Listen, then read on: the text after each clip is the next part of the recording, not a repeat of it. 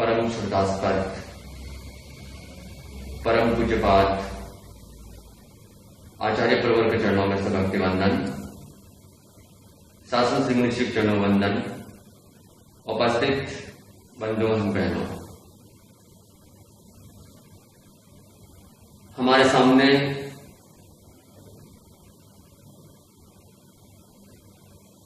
मानव जाति के दो रूप है, दो स्तर है।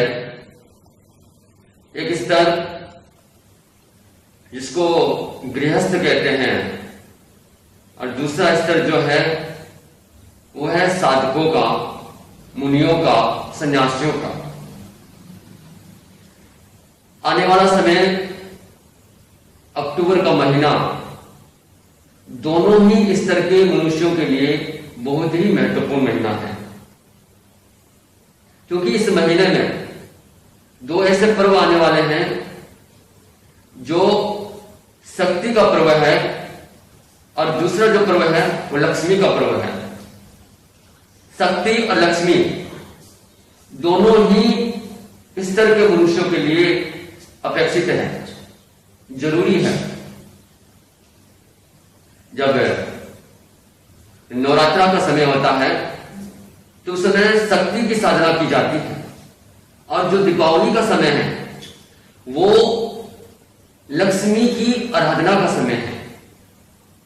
और दीपावली का समय जैन धर्म के अनुयायियों के लिए तो आत्मा में आत्मस्थ होने का, भगवान महावीर को समझने का और उनके जीवन से प्रेरणा लेने का समय है। इस दीपावली की आराधना हम किस तरह से करें, लक्ष्मी को किस तरह से साधें कि हमें भागने की जरूरत नहीं हो, क्योंकि गृहस्थ जो है इतनी भागदौड़ करते हैं, फिर भी लक्ष्मी की कृपा उनको मिल सके ये निश्चित नहीं होता है। इस बार दीपावली को कुछ इस तरह की साधना होनी चाहिए जिस साधना का निर्देशन मैं कर रहा हूं, और वो जो साधना है वो नवरात्रा के प्रथम दिन से ही प्रारंभ होगी। वो साधना है लक्ष्मी के 6 रूपों की।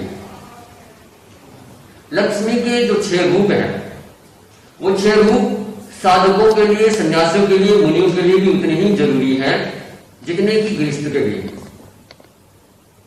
वो 6 रूप आप बहुत बार स्मरण करते हैं, लोगस का पाठ करते हैं। उस लोगस के पाठ में अब एक उच्चारण करते हैं, आरोग्य बोहि लाभम समाहि वर्ग उत्तमम दिंतु चंदेशु निम्नियरा आइचेसु अय्यम पयासैरा सागर वर गंभीरा सिद्धा सिद्धिम मम दिसंतु। तो लक्ष्मी का पहला रूप है वो है आरोग्य।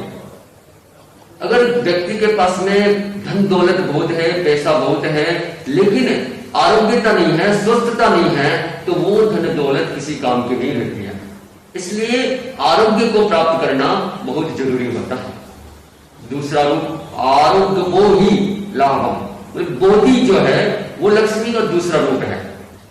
जब तक व्यक्ति के अंदर में बोधि का जागरण नहीं हो जाता है, हम देख सकते हैं आचार्य भिक्षु जब राजसमंद में थे वहां पर बोधि का जागरण हुआ, तभी उनका जीवन परिवर्तित हुआ और उन्होंने ऐसे निर्णय लिए जो उनकी साधना को बढ़ाने वाले भी थे, और एक नए रूप में हमारे सामने जो तेरापंथ का आज प्रादुर्भाव कह सकते हैं, तेरापंथ के रूप में हम देखते हैं। ये बोधि के कारण से होता है। इसलिए लक्ष्मी का जो दूसरा रूप है वो बोधि है। लक्ष्मी का तीसरा रूप है समाधि। आरोग्य बोहि लाभम समाधि समाहि वर उत्तमम दिंतु। समाधि को प्राप्त करना। जब तक चित्त प्रसन्न नहीं है, हम कितने भी कुछ हो जाएं, चित्त समाहित नहीं है, तब तक कुछ नहीं हो सकता। इसलिए समाधि को प्राप्त करना होता है। लक्ष्मी का चौथा रूप है चंदेशु निम्नियरा। चंद्रमा की भांति निर्मलता को प्राप्त करना। निर्मलता की साधना करना। जब निर्मलता बढ़ती है तो फिर अपने आप ही चौथे रूप की साधना हो जाती है। पांचवा रूप है आई चेस अयम पयासेरा, सूर्य की भांति तेजस्विता को बढ़ाना। हमारी तेजस्विता जो है उसका विकास हो, वो बढ़े, इसकी साधना करना। फिर जो छठा रूप है वह है सागर वर गंभीरा, सागर से गंभीरता। गंभीरता जब विकास होता है, गंभीरता जब बढ़ती है तो अपने आप ही लक्ष्मी का छठा रूप हमारे अंदर में आ जाता है।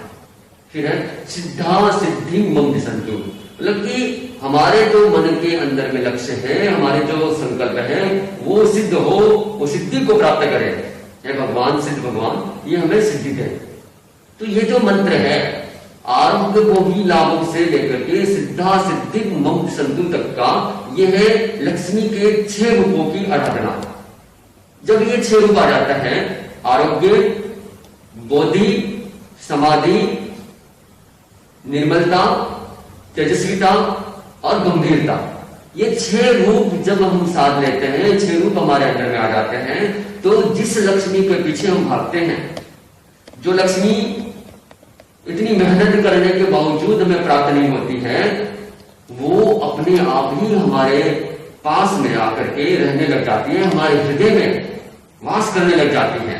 क्योंकि लक्ष्मी इन गुणों को धारण करने वाला जो व्यक्ति होता है, उस व्यक्ति के सम्मुख ही, उस व्यक्ति के साथ में ही रहते हैं।